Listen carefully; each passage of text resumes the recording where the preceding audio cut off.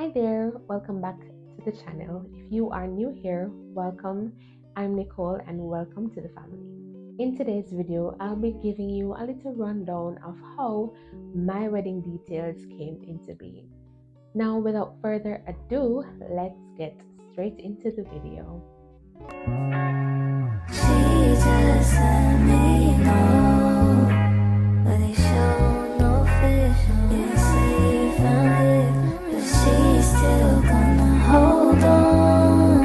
So the first thing that I want to talk to you about is my wedding dress.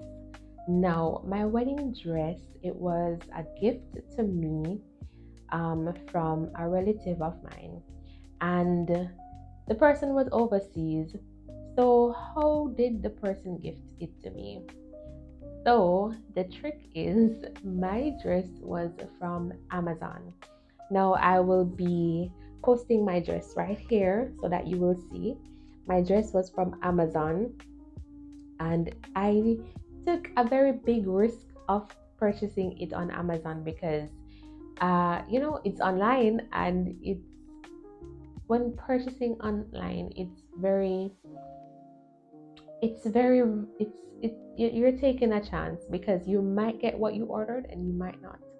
And then there's a timeline. So if it is that you had to return it, it would be a whole other ordeal, right? So what I had to do when purchasing from Amazon is I had to take my measurements. I had to take my bust, my waist, and my hips. Now, for those who know me in real life, you know that my hips are wider than anywhere else on my body. So what I ensured I did was I made sure that my hip measurements and the measurements on the dress online, that the hip measurements on the dress online were bigger than my hips. So I said to myself that, if when it came, I would go to a dressmaker and I would adjust it however it could be adjusted. And when the dress really did come, it was fitting very well. The only thing I did was I pinned the sleeves how I wanted it. It could have been up, it could have been it could have dropped, or it could have been tightly knit on the side of my arm here. Now what I did, I went with the middle option because I wanted a very good grip on the dress on my body. Now I will post a picture right here of how it turned out on my wedding day, and I must say that the quality of the dress is very good, and I am happy that I spent I am happy that it was not too costly, so my relative didn't have to pressure themselves, and it was a good looking dress. And to be honest, you wearing that dress one time, I said to myself, it looked good and it cost effective, and I was very happy. And if your budget warrants you to go over certain amounts, nothing is wrong with that. But for my preference, I rather it to be something simple, something that I can just go with and it would look good at the end of the day.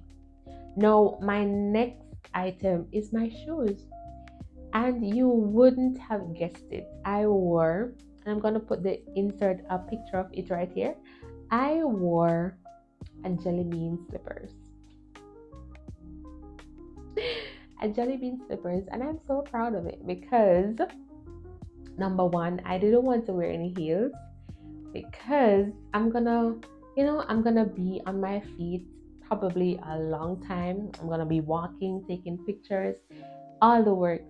So I decided to just go clean and cheap and just work with what I could work with. And I got a clear jelly bean slippers. And fun fact, I still wear that slippers up to this day, and it works very well. And I mean, I'm glad that I didn't have to put it down, for another time. But I had it when I had it, and now I'm still using it. So I'm still getting my money's worth. Now, the next item on the list is my jewelry. I'm going to insert a picture right? You know, I'm gonna be inserting a lot of pictures over here. My earrings I got from Amazon as well.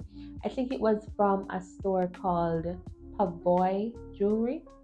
Yes, and it was a very lovely earring. It had pearls dropping down. Was it? You will see a picture. It had pearls on it, and I was just falling in love. And the way how my hair was pinned up, the pearls just came down, and it was just all looking so pretty. Now, for my necklace, and drum roll please. I am still wearing this necklace up to this day. And fun fact about it, I received this gift from my husband when we were courting, and you know, it's a very good jewelry. It lasts long. The man know him that I do. He bought quality, and you know, I had it on my wedding day, and I felt so mushy, you know, because I said yes. My husband got this for me before we were married, and it was just a nice touch on the day to have some memory coming in with me on my big day, right? And of course, I was still wearing my engagement ring, and I didn't have on a bracelet. Yeah, I don't remember having on a bracelet. But yeah, that was all for jewelry. Now for my hair and makeup. Uh, you know, just look again. I'll be inserting pictures. So I wanted something very simple. I wanted something very light. I just wanted to feel like I'm not burdening down myself, or I am overdoing it on my big day, because you know, I wanted to remember the day very well. I don't want to be stressing about hair dropping, pictures not doing well. I just wanted to be in the moment, and even if everything around me wasn't going well, I was just happy that I was in the moment, and I was, you know, just enjoying whatever was going on in the present. So my tip to you, if you are going to get married, if your budget warrants you to go all, you know, festive and big and extravagant, that's fine by you. But if you are considering to do, you know, it's just going to be a day, it's just going to be, you know, a few hours into a day that will cost you a lot, I suggest that you spend it on the honeymoon, spend it on, you know, future savings, because the wedding is just one day and the marriage is dot dot dot. So my advice to you is to just keep things simple. Still look good, yes, girls, still look good. Put yourself together. Make sure that everything up and up, right? But at the end of the day, just remember that you should do what's best for you. And don't try to, you know, be like anybody else. Don't try to see if you can do things someone else's way. Just cultivate your own wedding experience for your own personality, you and your husband's to be.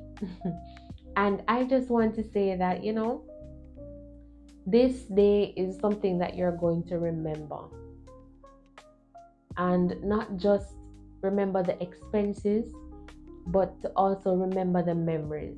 So if there is something not going well on that day, don't focus on it too much, because it can in turn ruin the rest of the experience that you have to experience. And you know, just go with the flow. If something comes up that's not right, just twist it in a way that it will work for you, and just let things proceed, right? I give you an example. My cake topper, well, is it called a cake topper? I'm not sure. But the thing that you put in the cake, that it would either have the man and woman or the Mr. and Mrs. Yes, that thing. Mine, it was transported wrong, and it had a bend in it. I can show you right here. It had a bend in it, and I was so focused on, straightening it out, because I said that, I want the pictures to be perfect and I want it to look good and nice. However, it was kind of taking away from the flow of the reception.